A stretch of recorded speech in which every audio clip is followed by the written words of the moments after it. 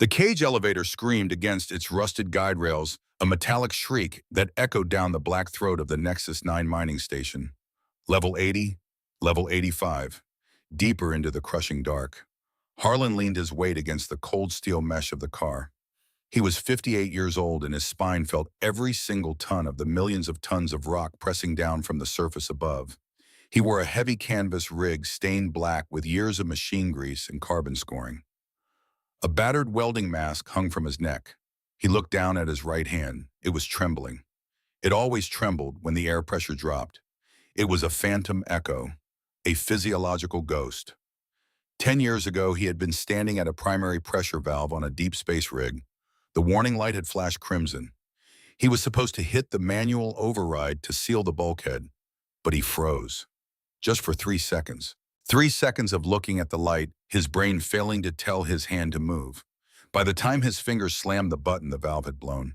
The explosive decompression had ripped through the lower deck. It took out the entire maintenance crew. It took his younger brother.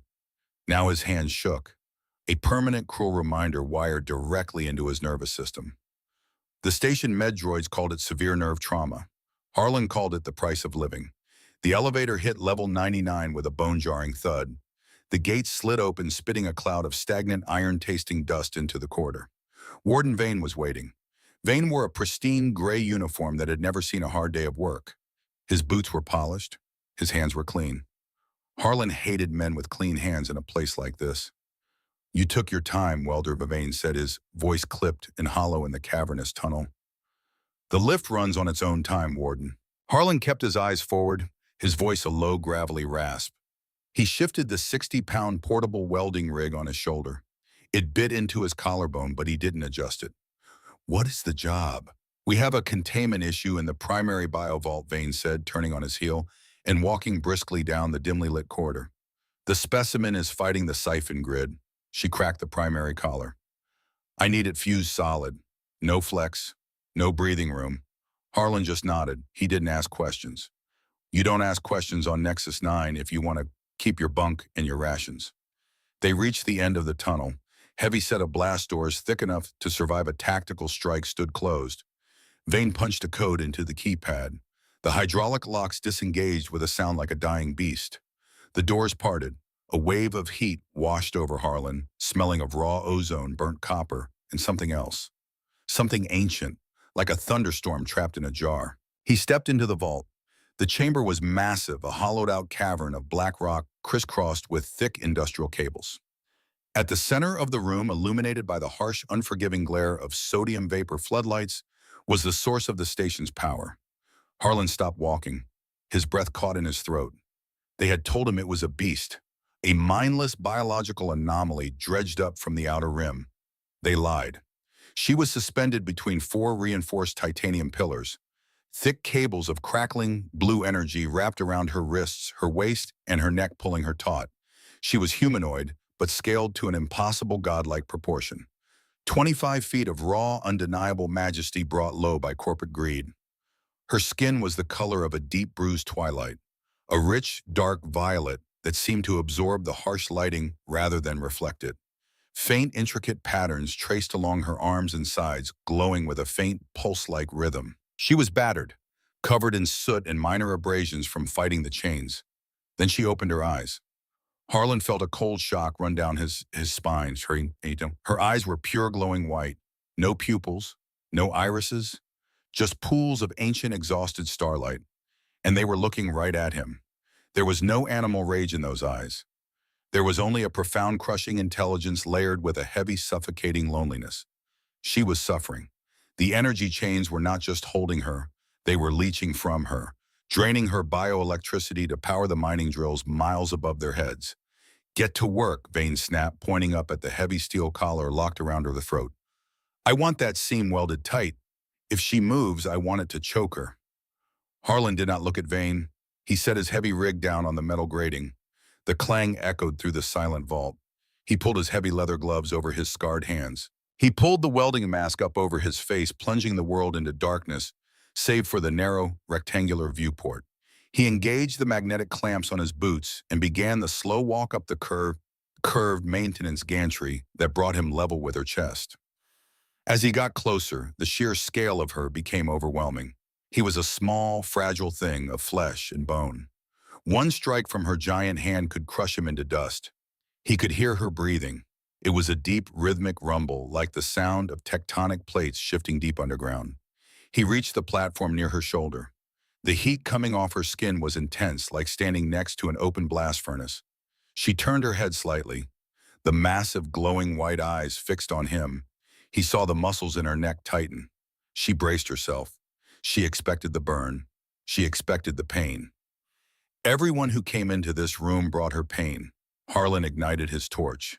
A vicious, blinding blue flame shot from the nozzle, hissing violently in the stagnant air. He stepped up to the collar. It was thick, crude steel digging deeply into her violet skin. Dark purple blood had crusted at the edges, where the metal chafed against her collarbone. The lock mechanism was strained, the metal groaning under her sheer physical power. Harlan raised the torch. His right hand was shaking terribly. The blue flame danced wildly, threatening to scorch her skin. He closed his eyes under the mask. He took a slow, deep breath, pulling the smell of ozone and her unique thunderstorm scent into his lungs. He forced the memory of the blown airlock down into the dark corners of his mind. He locked his wrist. The shaking subsided just enough. He opened his eyes and leaned in. He did not weld the seam tighter. Instead, he pressed the blue flame against the primary locking pin. He melted the slag, softening the metal. Then, with a heavy strike from his wrench, he forced the locking bracket outward. He shifted the collar half an inch wider. It was barely noticeable to the naked eye, but he saw the immediate release of pressure on her throat.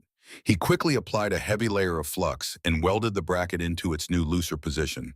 The sparks rained down, cascading over her dark skin like falling stars.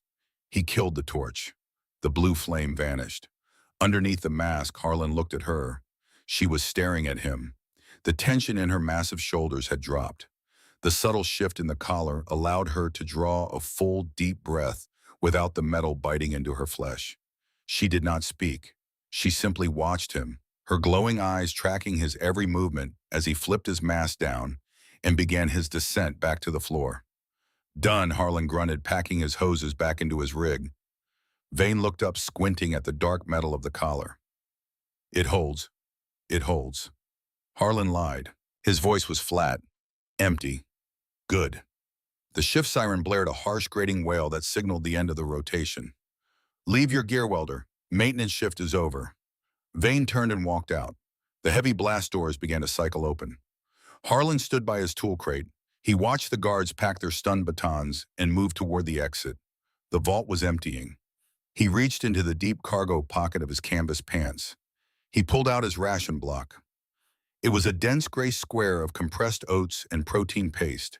It tasted like sawdust and engine oil. It was his only meal for the next 12 hours. He looked at the Titan. She was slumped forward slightly against the energy chains, exhausted.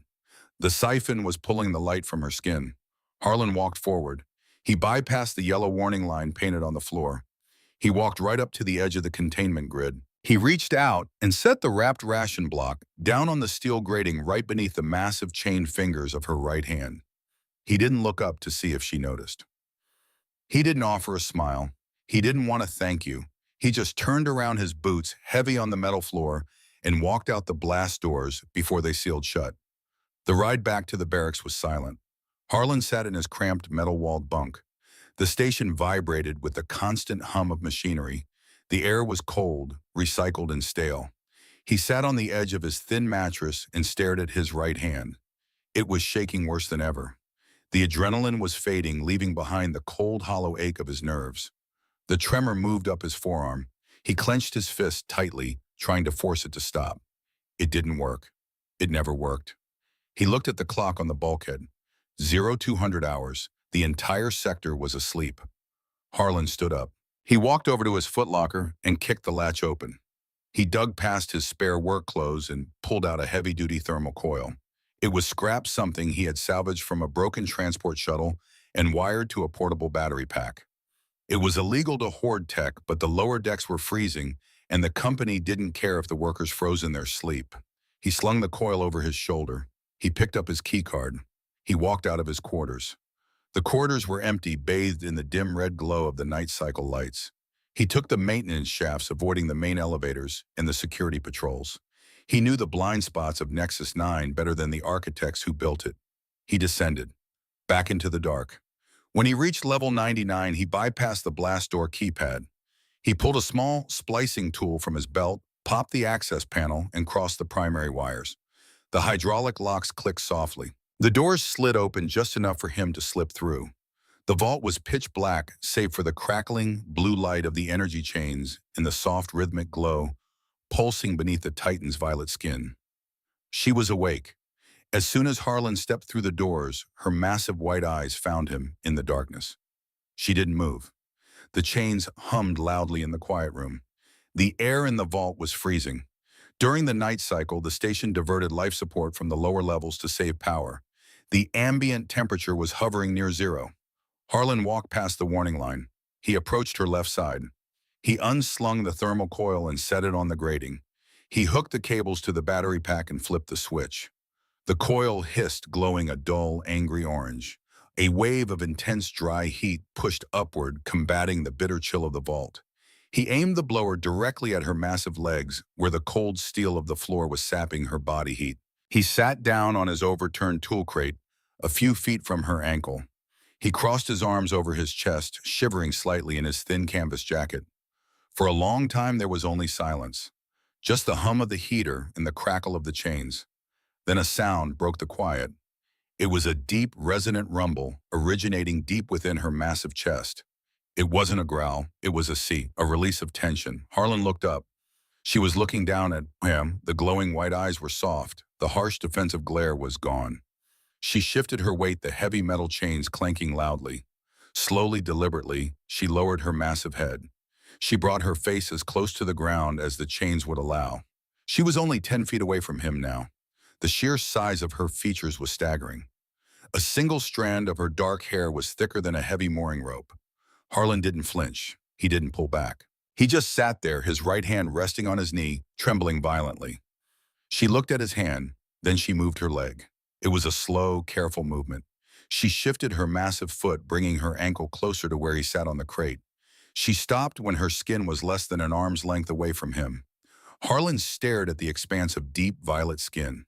The intricate, glowing patterns pulsed slowly like a heartbeat. He didn't think. He didn't rationalize the danger. He just moved. He reached out with his shaking right hand. The air grew warmer the closer his fingers got to her flesh. He placed his bare, scarred palm flat against the side of her ankle. The sensation was immediate. Her skin was not rough like stone. It was not cold like machinery. It was incredibly soft like heavy spun silk. And it was hot, a deep radiating warmth that seeped instantly through his calloused skin and into his aching joints. But it was more than just heat. A subtle rhythmic vibration pulsed beneath her skin, a low-frequency electrical hum. It flowed from her flesh through his fingertips and rushed up his arm. It bypassed his muscles and went straight to his nervous system. It felt like standing in the center of a quiet ancient forest. It felt like peace. Harlan looked down at his arm. His hand was completely still. For the first time in 10 years, the violent, punishing tremor was gone. His fingers rested calmly against her violet skin. The phantom pain of the blown airlock, the echoes of his failure, the crushing weight of his guilt, it all went silent, muted by the sheer overwhelming presence of the being sitting beside him. He exhaled a breath he felt like he had been holding for a decade. His shoulders dropped. The tight, coiled spring in his chest unwound. He looked up. The Titan was watching him. There was no fear in her eyes. There was only a quiet, ancient understanding. She had felt his brokenness. She had felt the shattered pieces of his mind. And she had offered him the only thing she had left to give: comfort. Harlan slowly pulled his hand back. As soon as his fingers left her skin, a faint, dull ache returned to his knuckles. But the violent shaking did not come back. His hand remained steady. He looked at her. He didn't have the words. He was a man who spoke in welds and heavy metal. He didn't know how to articulate what had just happened, so he simply nodded. A slow, respectful dip of his chin. The massive Titan blinked slowly. The glowing white eyes closed for a fraction of a second, acknowledging the gesture. Harlan settled back onto his crate. He leaned against the cold iron pillar beside him, pulling his canvas jacket tight against his chest. He closed his eyes, listening to the hum of the thermal coil and the deep, steady rhythm of her breathing. For the first time since he had arrived on the god-forsaken rock of Nexus 9, Harlan slept. And for the first time in 10 years, he did not dream of the void. The shifts blurred into a heavy, relentless cycle of iron dust and time. Nexus 9 did not care about the men who bled in its belly, and it certainly did not care about the giantess chained to its reactor core. But Harlan cared. He didn't announce his presence anymore. He didn't need to. Every third night cycle, when the station's ambient hum dropped to a low, vibrating growl, he slipped through the maintenance grates. He brought his tools. He brought silence. And he brought the only thing of value he possessed, his labor. The vault was always freezing. The corporate overseers routed all thermal energy to the upper executive decks, leaving the lower containment levels to rot in the bitter manufactured winter. Oressa suffered the worst of it. The energy chains siphoned her natural heat, leaving her violet skin pale, the glowing patterns along her arms dimming like dying embers. Harlan couldn't break the chains. Not yet. The grid was wired to explosive fail-safes. But a welder knows how to reroute pressure. A welder knows how to cheat a system. He spent 3 night cycles crawling through the narrow, jagged ventilation shafts above her cell. He cut his shoulders on rusted sheet metal. He breathed in decades of toxic lithium dust. He used a portable plasma cutter to sever a secondary exhaust line from the main smelting furnace, dragging heavily insulated flex piping down through the dark. On the 4th night, he kicked the vent grating loose. It clattered against the iron floor. Oressa looked up. Her massive, pupil-less white eyes tracked him in the gloom. The heavy chains clanked as she shifted her weight. She watched as he hauled the thick silver piping out of the wall and mounted it to a structural beam. He clamped it down his wrench, ringing out in the quiet vault. He reached over and pulled the heavy iron lever on the pipe. A deep, hollow rush of air filled the room. It wasn't just air. It was a torrential blast of pure, dry heat directly from the smelter's runoff. The wave of warmth hit the floor and rolled upward, wrapping around Oressa's shivering, towering form. She gasped. It was a sound like wind rushing through a canyon. Her massive shoulders dropped. She leaned into the column of hot air, closing her eyes. The pale, ash-like hue of her skin began to fade, replaced by the rich, deep violet that belonged there. The luminescent markings on her ribs flared to life, glowing with a soft, steady rhythm. Harlan didn't smile. He just wiped the black grease from his forehead with the back of his scarred hand. He sat down on his overturned tool crate, pulling a battered thermos from his rig. They didn't share a language. Harlan didn't know the tongue of Titans, and she had not spoken a word of his. So they spoke in the language of the mines. Harlan tapped his chest twice, then pointed to the vent. "I built this." Oressa opened her eyes. She lowered her massive head, the thick obsidian waterfall of her hair cascading over her shoulders. She raised her right hand, fighting the resistance of the blue energy tethers. She pressed her index finger to her chest, then slowly extended her palm flat toward him. It was a gesture of profound respect, an acknowledgement of a debt. Harlan chewed on the inside of his cheek. He set his thermos down. He stood up, wiping his hands on his canvas pants. He wanted to return the gesture. It felt necessary. It felt right. He pressed a finger to his chest. He tried to mimic the fluid sweeping motion of her massive arm. He took a step forward, extending his hand flat. He didn't see the puddle of slick, black, hydraulic fluid pooled near the base of the structural beam. His heavy steel-toed boot hit the oil. He lost his footing instantly. Both of his legs went out from under him. He hit the iron grating hard, his back slamming against the deck with a heavy thud. His wrench flew out of his belt, clattering loudly across the floor. He lay there for a second, staring up at the dark, cavernous ceiling. He waited for the pain to register in his spine. Then the floor began to vibrate. It started as a low rumble, a seismic tremor that shook the dust from the overhead pipes. Harlan sat up quickly, his hand dropping to the heavy plasma cutter at his hip. He thought the reactor was failing. He looked at Oressa. Her shoulders were shaking. Her head was thrown back. Her mouth was open. She was laughing. The sound was incredible. It was deep, rich, and utterly musical. It wasn't the roar of a beast. It was the pure, unadulterated joy of a sentient being. The laughter echoed off the titanium walls, drowning out the hum of the station, washing over Harlan like a physical wave. It was warm. It was alive. Harlan stared at her. The harsh lines of his weathered face softened. The permanent scowl carved into his jawline slowly broke. The corners of his mouth twitched. Before he could stop himself, a dry, raspy chuckle escaped his throat. Then another. Soon the old welder was sitting in a puddle of hydraulic fluid, holding his bruised ribs, laughing alongside a 25-foot alien queen in the bowels of a prison colony. In that moment, the chains didn't matter. The station didn't matter. The crushing weight of the galaxy vanished. There was no monster in this room. There was only Lyra, and there was only him. The laughter eventually faded into a comfortable, heavy silence. Harlan picked himself up, wiping the grime from his jacket.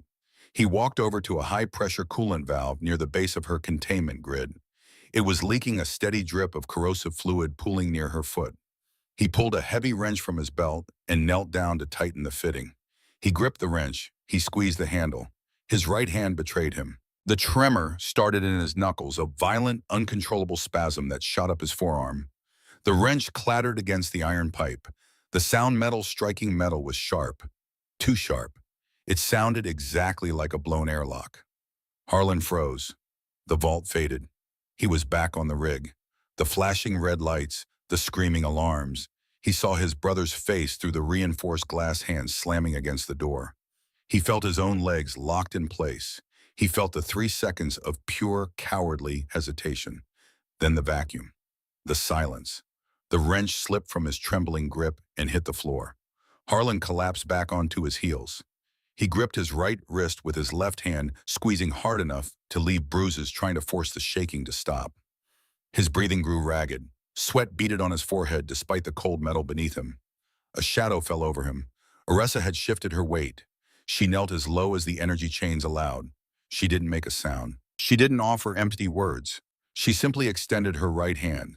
The blue energy tethers sparked and bit into her flesh as she pushed against their limits, reaching out toward the small, broken man on the floor.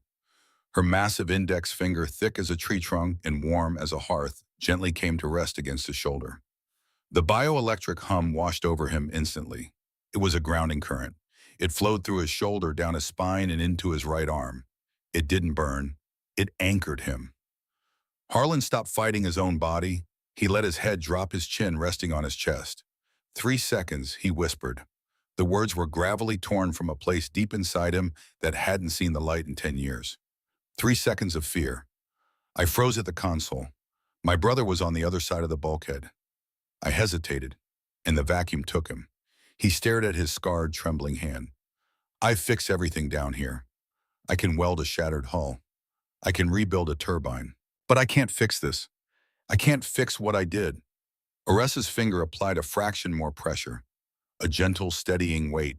The glowing patterns on her skin pulsed in time with his racing heartbeat, slowly bringing his pulse down to match hers. The violent shaking in his hands subsided into a dull, manageable ache. She didn't pity him. He could feel it in the current she passed to him. She understood the weight of survival. She understood the ghosts that haunt the living. Harlan leaned his shoulder against her massive finger. He closed his eyes. For the rest of the night cycle, he didn't move. He slept sitting against the steel grating, anchored to reality by the gentle, impossible warmth of the giantess beside him. The illusion of peace shattered 2 days later. Harlan was hidden in the upper gantry shadows when the primary blast doors opened. Warden Vane strode in, flanked by 4 heavily armored corporate technicians. They rolled a massive, ominous piece of machinery into the vault. A biokinetic extractor. The upper levels are failing, Vane barked, pointing at Oressa. The new reactor is offline. The board wants production up by 50% by the end of the week.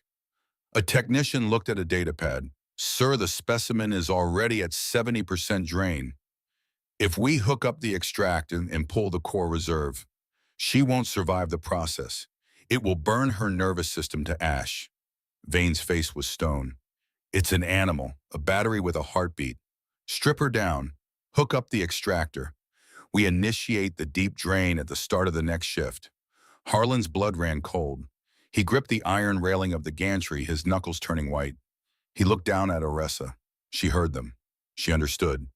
She didn't thrash. She didn't roar. She simply raised her head, looking past the warden, her white eyes searching the shadows of the upper gantry. She found Harlan. The technicians left. The blast doors sealed. Harlan climbed down the ladder fast, his boots ringing on the rungs. He hit the floor and ran to the edge of the containment grid. Oressa was standing tall. The ambient lights in the vault flickered and died, leaving only the crackling blue of the chains. In the darkness, her violet skin began to glow with blinding intensity.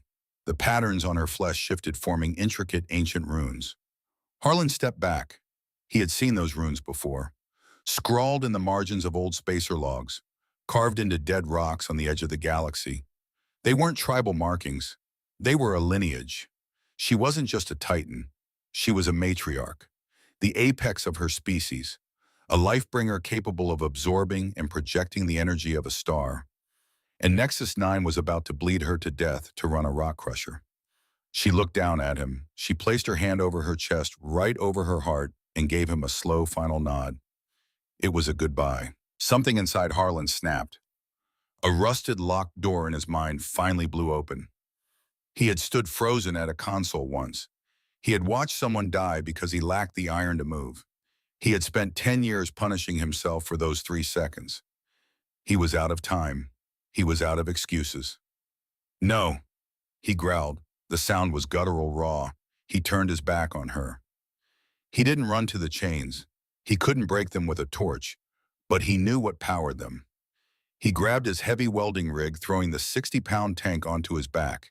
He sprinted toward the back of the vault, where the massive reinforced steel door of the primary substation sat locked behind a heavy biometric seal. He ignited his plasma torch. The blue flame roared to life, a foot long and blindingly hot. He didn't bother with the lock. He drove the flame directly into the center of the steel door. Sparks showered over him, burning holes in his canvas jacket, searing his skin. He didn't flinch. His hand didn't shake. It was perfectly, beautifully steady. He cut a ragged circle through the thick steel. He kicked the heavy plate inward. It crashed to the floor inside the substation. Harlan crawled through the jagged hole. The room was humming with immense lethal voltage. Towering capacitors fed power directly into Oressa's chains. The shift siren began to wail, a piercing, relentless scream. The deep drain was initiating. Outside the substation, Oressa threw her head back.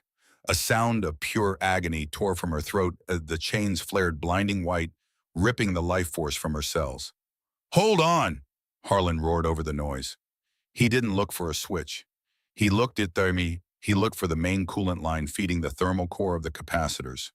He raised his heavy iron wrench. He swung it with every ounce of strength in his 58-year-old shoulders. The wrench struck the valve. Metal shattered. High-pressure liquid nitrogen exploded into the room, a blinding white cloud of freezing vapor. The thermal core spiked immediately. The warning lights turned from yellow to a furious flashing crimson. Harlan dove back through the hole in the door, hitting the deck of the vault hard and covering his head. The substation detonated. It wasn't a fireball. It was an electrical implosion. A massive shockwave of displaced air and raw voltage ripped through the vault. The overhead lights exploded in a shower of glass. The control panels shorted out in bursts of black smoke. And the blue energy chains holding the matriarch flickered, sparked, and died. Total darkness consumed the vault. Silence hung for a single breathless second. Then the floor heaved. A deafening sound of rending metal echoed in the blackness. The titanium pillars, each thick as a redwood tree, groaned and shrieked. Through the smoke, Harlan saw her. Oressa wasn't weak. She had been holding back. Freed from the siphon, the true terrifying power of a matriarch flooded back into her veins. She gripped the massive steel collar around her neck. Her muscles bunched. With a violent jerk, she tore the lock apart. The heavy iron crashed to the floor. The blast doors at the end of the hall began to grind open. Red emergency lights bathed the vault in a bloody glow. Warden Vane stood in the doorway, flanked by a dozen heavily armed guards. They raised their pulse rifles. Fire Vane screamed. Red laser fire cut through the smoke, scorching the air. Harlan scrambled to his feet, reaching for his plasma cutter. He was too slow. A guard tracked him, the laser sight painting his chest red. Suddenly, the world went dark. A massive violet hand swept out of the smoke, dwarfing Harlan completely. Oressa scooped him off the floor with staggering speed and shocking gentleness. She pulled him tight against her chest, wrapping her thick fingers around him to form an impenetrable cage of flesh and bone. The heat of her body was a furnace. Harlan could hear the massive, thunderous beating of her heart against his ear. The laser fire hit her. It struck her back, her shoulders, her legs. It didn't pierce her. Her skin absorbed the kinetic energy, the impact points flaring with bright, angry light before dissipating. She didn't run toward the blast doors.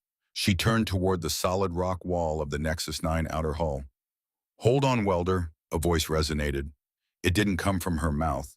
It vibrated directly into his bones, a telepathic echo of pure, focused intent. Oressa lowered her shoulder. She charged. 25 feet of raw, unstoppable momentum slammed into the cavern wall. The rocks shattered. Steel support beams buckled like wet paper. The entire sector shook violently as she drove herself through 30 feet of solid stone and reinforced hull plating. They burst out into the night. The cold vacuum of the crimson waste hit them instantly. Nexus 9 was built into the side of a massive crater. Below them stretched an endless sea of rust-red sand, illuminated by the ghostly light of twin moons. Oressa hit the ground running. Her massive strides ate up the distance, kicking up clouds of red dust that hung in the low gravity. Behind them, the mining station bled black smoke into the atmosphere. Sirens wailed into the empty night. They were free. But freedom is rarely cheap. The scream of engines tore through the sky. 3 corporate gunships crested the ridge of the crater, their searchlights cutting through the dust, hunting for the massive thermal signature of a fleeing Titan. Target acquired a mechanized voice boom from the lead ship's external speakers. "Lethal force authorized. Heavy artillery open fire. Not lasers, armor-piercing kinetic rounds." The ground around them erupted in geysers of red sand and shattered rock. Oressa dodged, her agility terrifying for a creature of her size, but the gunships had the high ground. A heavy round struck the earth directly in front of her. The explosion threw a wave of razor-sharp shrapnel into the air. Oressa twisted to protect the man in her hands, taking the brunt of the blast on her shoulder. She stumbled, her massive knee slamming into the sand with a tremor that shook the ground. Her grip loosened. Harlan fell. He hit the sand hard, rolling to a stop near a jagged outcrop of black rock. He tried to stand, but his right leg buckled instantly. He looked down. A piece of jagged, twisted metal the size of his forearm was embedded deep in his thigh. Blood thick and dark soaked his canvas pants. The pain was a white-hot spike driving into his brain. He collapsed back into the red dirt, gasping for air. The gunships circled like vultures, banking hard for another strafing run. Their targeting lasers painted the ground in a deadly crosshatch. Harlan looked up at Oressa. She was bleeding from a deep gash on her shoulder, violet blood glowing faintly in the moonlight. She was a massive target. As long as she stayed in the open, they would tear her to pieces. "Go!" Harlan screamed. His voice was raw, tearing at his throat. He pointed his shaking finger toward the deep canyons to the east. "The terrain is too tight for the ship's run." Oressa looked down at him. She looked at the blood pooling beneath his leg. "Leave me!" Harlan roared, gripping a rock to pull himself upright, his face pale and slick with sweat. "You owe me nothing, Run. Damn you!" The gunships leveled their heavy cannons. The whine of the charging coils filled the air. Oressa didn't run. She turned her back to the canyons. She stood to her full, terrifying height, planting her massive feet firmly in the crimson sand. She looked up at the corporate machines, her white eyes burning with the fury of a dead civilization. Then she dropped to one knee. She reached down, her massive hands scooping into the sand, lifting Harlan effortlessly into the air. She brought him up to her chest, shielding him completely from the descending gunships. Harlan stared at her, breathing heavily, the pain in his leg throbbing in time with her massive heartbeat. "What are you doing? They'll kill you." Oressa looked down at him. The harsh metallic sounds of the battlefield seemed to fade away. She had pulled the words from his memories when their skin first touched. It was a sound like shifting tectonic plates, deep, resonant, and heavy with emotion. The words were English, broken and accented, but perfectly clear. "I see you, Harlan," she said, her breath washing over him like a warm wind. The cannons fired. Oressa closed her eyes, wrapping her arms tightly around him, bracing for the impact. "No one," she whispered, the rumble of her chest vibrating through his entire body. "No one gets left behind." The heavy kinetic rounds did not hit flesh. They hit a wall of solid violet light. When Oressa closed her eyes and wrapped her massive arms around Harlan, she did not just brace for impact. She pulled from the deepest, oldest reserves of her bloodline. The bioelectric hum that had calmed his trembling hand hours ago now erupted into a violent, blinding storm. The energy flared out from her skin, a dome of crackling plasma that smelled of burning ozone and raw power. The corporate artillery shells slammed into the shield. The kinetic force shattered the projectiles into a million pieces of harmless, molten slag. But the shield did not just stop the bullets. It grounded itself into the crimson wastes. The psychoactive red sand charged by the sheer magnitude of a matriarch's wrath reacted. A localized electromagnetic pulse ripped outward through the dust. It hit the three corporate gunships instantly. Their engines whined, choked, and died. Their searchlights shattered. Three multi-million-dollar war machines dropped out of the sky like dead birds, crashing heavily into the dunes, miles away, leaving nothing but plumes of black smoke against the twin moons. The silence returned heavy and ringing. Oressa opened her eyes. The violet shield dissipated, leaving the air tasting of copper. She looked down at her hands. She was trembling now. The effort had cost her. The glowing runes on her skin flickered, dimming to a faint, exhausted pulse. She opened her hands. Harlan lay in her palm. His face was pale, slick with cold sweat. His breath came in short, ragged gasps. He gripped his thigh just above the jagged piece of shrapnel, his scarred hands stained deep red. The blood was flowing too fast. "We have to keep moving." Harlan rasped. His eyes fought to stay open. "Vane will send crawlers. They won't stop." Oressa did not argue. She knew he was right. She carefully adjusted him, pressing him gently against the center of her chest, right over her heart. She wrapped her thick fingers over his back to keep the cold desert wind off his shaking frame. "I have you," she murmured. She stood. Her left knee buckled slightly from the shrapnel wound she had taken earlier, but she forced the pain down. She locked her joint. She began to walk. The journey across the crimson wastes was a blur of agony and endurance. For Harlan, time lost its meaning. He drifted in and out of consciousness, anchored only by the massive, steady heartbeat drumming against his ear. The heat of her skin kept him from going into severe shock, but the blood loss was making the world spin. He didn't know how many hours passed. He only knew the rhythmic, heavy thud of her footsteps in the sand. Every step she took was a defiance against the universe that wanted them dead. When Harlan finally opened his eyes again, the sky was turning the color of bruised iron. Dawn was breaking. "We are here," Oressa's voice vibrated through to his ribs. Harlan weakly turned his head. Through the gaps in her massive fingers, he saw it. The Outland Boneyard. It was a graveyard for forgotten ships. Massive freighters, decommissioned frigates, and rusted mining barges lay half-buried in the red sand.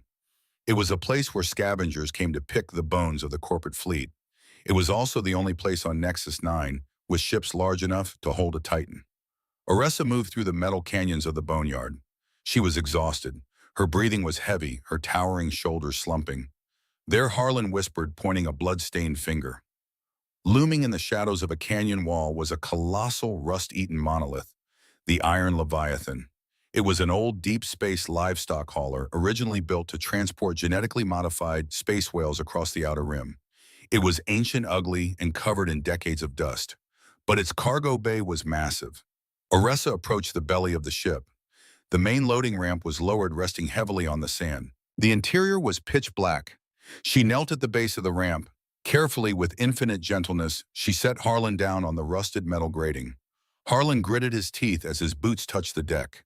His right leg was entirely useless. The pain was a blinding white fire. He leaned heavily against the cold iron wall of the ship, dragging his injured leg behind him. The control room, he breathed, pointing up a narrow flight of industrial stairs. "I have to bypass the ignition locks." Oressa looked at the stairs. They were built for humans. She could not fit. "I will hold the door," she said softly. Harlan looked back out toward the desert. A cloud of red dust was rising on the horizon. Vane's ground forces. They had tracked the blood. They had tracked the energy surge. They were coming. Harlan didn't say goodbye. He just grabbed the handrail. He pulled himself up the stairs. It was the hardest climb of his life. Every movement tore at the shrapnel in his thigh. He left a smear of blood on the iron grate with every step. He didn't think about the pain. He thought about the 3 seconds he had frozen 10 years ago.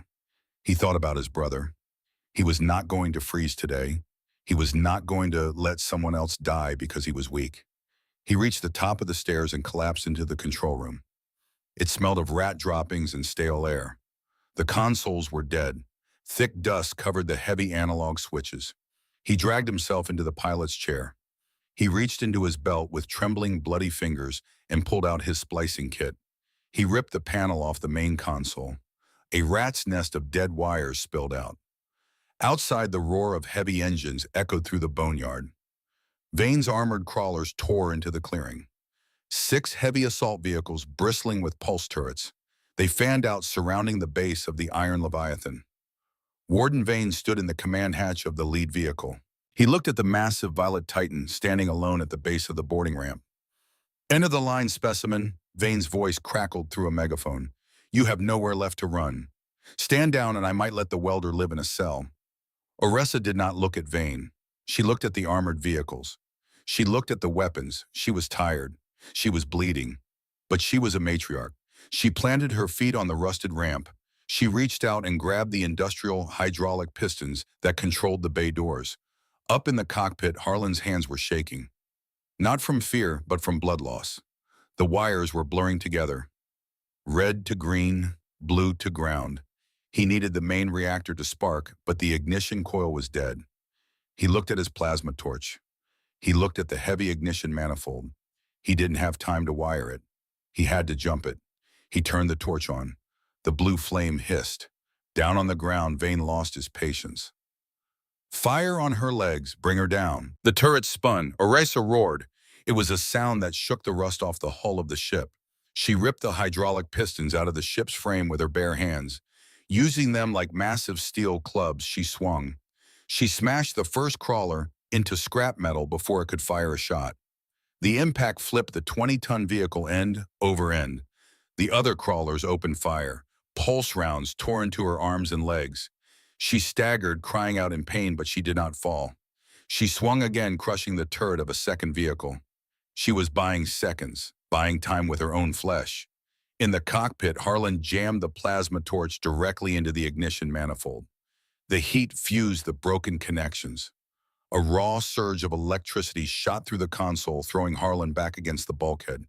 The shock should have stopped his human heart, but the residual bioelectric current Oressa had passed to him days ago flared in his nervous system, absorbing the lethal voltage and keeping him conscious. Deep in the belly of the ship, the ancient fusion reactor caught the spark. Deep in the belly of the ship, the ancient fusion reactor caught the spark. The Iron Leviathan groaned. It sounded like a dead god waking up. The deck plates vibrated. The heavy thrusters choked, spat black smoke, and then roared to life with a deafening, earth-shattering boom. Oressa dropped the steel pistons. She looked up. The ship was alive. She turned and sprinted up the colossal loading ramp, her heavy footsteps ringing like anvil strikes. Vane screamed at his gunners, "Shoot the engines!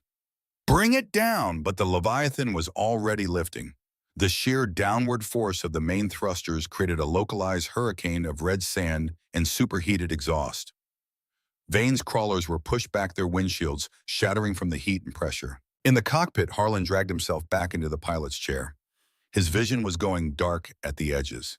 He slammed his bloody fist into the massive throttle lever. The ship shot into the sky. The G-force crushed Harlan into the seat. He fought to keep his hand on the yoke. The sky outside the viewport shifted from bruised iron to deep purple to the cold, absolute black of space. They broke orbit. The structural alarms were screaming. The hull pressure was dropping. But the navigation computer showed clear space ahead. The corporate blockade was on the other side of the planet. They had slipped through the back door. Harlan engaged the autopilot, setting a course for the deepest, darkest sector of the outer rim. He pulled his hand off the throttle. He looked down at his blood-soaked leg. He didn't have the strength to bandage it. He closed his eyes. The darkness rushed in. He welcomed it. He had done it. He had paid his debt. When he woke, there was no pain. There was only a deep, vibrating warmth. Harlan opened his eyes. He was no longer in the cockpit. He was lying on a makeshift bed of heavy canvas tarps in the corner of the massive cargo hold. The lights were dim. He looked down at his leg.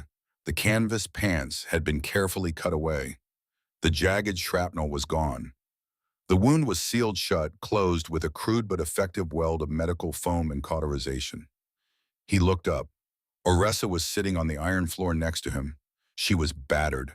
Her violet skin was marred by dark, angry burns from the pulse rifles. But she was alive. She was looking down at him, her white eyes soft and glowing in the dark hold. "You saved my life," Harlan whispered. His throat was dry. "You saved mine first," she replied. Her voice was low, a gentle rumble that settled his racing heart. Harlan slowly sat up. He winced as his thigh throbbed, but the bleeding had stopped. He looked around the massive, empty cargo hold of the ship. "Where are we drifting?" she said. "Outside their borders. The navigation system says we are safe. For now." Harlan rubbed his face with his calloused hands. Safe. It was a word he hadn't used in a decade. He looked at her. Her sheer size still commanded absolute awe, but he no longer saw a titan. He just saw Oressa. "We can't go back," Harlan said. His voice was heavy with the reality of their situation. "Earth won't take us. The corporations own the core worlds. We're ghosts now, outlaws, hunted by every bounty runner from here to the Orion Spur." Oressa didn't look afraid. She slowly shifted her weight, leaning closer to him. "We do not need their worlds," she said softly. She reached out with her massive right hand. She didn't touch him. Instead, she brought her hand to her own stomach. Harlan watched her. He noticed it then. The glowing, intricate runes along her arms and ribs had changed. The bioelectric light was no longer pulsing with a slow, steady rhythm. It was moving. The light flowed down from her chest, gathering and intensifying over her lower abdomen. It glowed with a warm, brilliant gold, a color he had never seen on her before. He stared at the light. He looked up at her eyes. Oressa smiled. It was a small, quiet smile filled with impossible wonder. "In the silence of the vault, you gave me your warmth," she whispered. "You shared your pain, our energies. They did not just heal, they connected." Harlan's breath hitched. He looked back at the golden light pulsing beneath her violet skin. He was a man of steel and plasma. He understood mechanics. He understood biology. What she was implying was scientifically, fundamentally impossible. A child, Harlan's voice broke. He sounded like a young man stripped of his cynical armor. "How life," she murmured, resting her hand over the golden glow, "finds a way in the dark, especially when it is guided by a heart that refuses to freeze." Harlan sat in silence. The hum of the ship's engines faded into the background. He thought about the brother he had lost to the cold vacuum of space. He thought about the years he had spent punishing himself, believing he was nothing more than a harbinger of death. And now here in the belly of a rusted, stolen ship, light years from anything resembling home, he had helped create life. He reached out his scarred, trembling hand. He placed it gently against the surface of her massive abdomen, right over the golden light. He felt it. It was faint, barely a whisper against his palm. But it was there. A tiny, rapid heartbeat. A secondary pulse hiding beneath the thunder of her own. Harlan bowed his head. He didn't cry. Men like Harlan didn't have tears left to shed. But his shoulders shook, and a sound of pure, overwhelming relief escaped his chest. Oressa gently rested her index finger on the back of his neck, her warmth grounding him as they drifted through the sea of stars. There was no grand welcome. There was no parade. The universe did not suddenly bend to accommodate them. The reality of survival was harsh, unforgiving, and relentless. 6 months later, the Iron Leviathan found its final resting place. They crashed a hard, calculated impact onto the surface of a nameless, uncharted moon in the deep frontier. The moon had a thin atmosphere, breathable but sharp with the smell of sulfur and iron. It was a barren rock of gray stone and howling winds. It offered nothing but isolation, which meant it was perfect. The massive ship's engines died for the final time. The Leviathan would never fly again. It was no longer a vehicle. It was a foundation. The years that followed were not built on fairy tales. They were built on sweat grease and iron. Harlan's leg never healed properly. The nerve damage from the shrapnel was permanent. He walked with a heavy, pronounced limp, relying on a cane he had forged from a piece of titanium landing gear. But his hands never shook again. Every day he strapped on his heavy canvas rig. Every day he fired up his plasma torch. He cut into the hull of the dead ship. He repurposed the life support scrubbers to filter the moon's harsh air. He tore out the interior bulkheads and welded them into a massive cavernous living space, wide enough and tall enough for a matriarch to stand comfortably. He built a geothermal tap into the moon's crust to provide heat. He didn't build a house, he built a sanctuary. Oressa worked beside him. Despite her pregnancy, her strength was unimaginable. She lifted the steel beams that would have required heavy machinery. She held the massive armor plates steady while Harlan welded them into place. They moved in perfect silent synchronization, a dance of a crippled human and an alien god carving a life out of dead rock. They didn't have much. They ate synthesized protein rations. They drank filtered condensation. Their clothes were patched canvas and woven thermal blankets. But at night, when the bitter winds of the moon howled outside their iron walls, they sat together by the glow of the geothermal furnace. Harlan would clean his tools, his bad legs stretched out straight. Oressa would sit beside him, her massive hand resting gently on his shoulder, the golden glow of her abdomen casting long, warm shadows across the room. They had nothing, and they had everything. 10 years later, the wind howled across the gray, rocky plains of the frontier moon. It whipped up clouds of sharp grit that scoured the rusted exterior of the settlement. It was no longer just a crashed ship, it was a home. Heavy armor plating patched the holes in the Leviathan's hull. A sturdy, reinforced porch had been welded to the side of the massive cargo bay covered by an awning of repurposed solar sails. Harlan stood on the porch. He looked older. The gray in his beard had turned to pure, stark white. The deep lines on his face were carved by a decade of harsh winds and hard labor. He leaned heavily on his titanium cane, his right leg stiff and unyielding. He wore his old canvas jacket, patched a dozen times over but clean. He narrowed his eyes, looking out through the blowing dust toward the edge of their property line. An old sputtering hover tractor was dragging itself across the rocks. It belonged to a scavenger family who had crash-landed 2 valleys over a few years ago. The frontier was slowly filling up with people like them. Outcast runners, the forgotten ghosts of the galaxy. Harlan and Oressa didn't invite them in, but they didn't chase them away. They lived by a simple rule: if you don't bring a gun, you don't get a grave. The tractor shuddered, ground its gears, and died in a plume of thick black smoke 100 yards from the porch. The driver, a ragged human in a pressure suit, kicked the side of the machine in frustration. Harlan didn't move. He just watched. The heavy blast doors of the cargo bay hissed open behind him. The ground vibrated slightly. Oressa stepped out onto the porch. She was as majestic as the day he met her. The years had not aged her. They had only deepened the calm authority in her white eyes. She looked down at Harlan, a fond smile playing on her lips. "Company," she asked, her voice a low musical rumble. "Just old man Miller breaking his axle again." Harlan grunted, shifting his weight on his cane. "Told him 3 weeks ago the primary strut was cracked. Didn't listen." Oressa chuckled. It was a sound that still made the iron plates of the porch vibrate. She rested her immense palm gently on the roof of the awning above Harlan's head. Before Harlan could grab his tool belt, a blur of motion shot past him. A figure darted out from the dark interior of the ship, vaulting effortlessly over the porch railing and landing lightly on the rocky ground below. It was a girl. She looked about 10 years old, but she was already 6 feet tall. Her skin was a beautiful muted shade of violet, much lighter than her mother's, blending perfectly with the gray and purple hues of the moon's dusk. She wore heavy canvas overalls smeared with black grease and a pair of oversized steel-toed boots. Her hair was a wild mane of dark curls. Her eyes were not solid white. They had irises. They were a piercing, bright silver. Elara Harlan barked, his voice gruff but lacking any real bite. "You didn't finish calibrating the moisture evaporators." "I'll do it later," Padre Lara yelled over her shoulder, already jogging toward the broken tractor. "Mr. Miller looks like he's going to cry." Harlan leaned on his cane and shook his head. He watched his daughter approach the frustrated scavenger.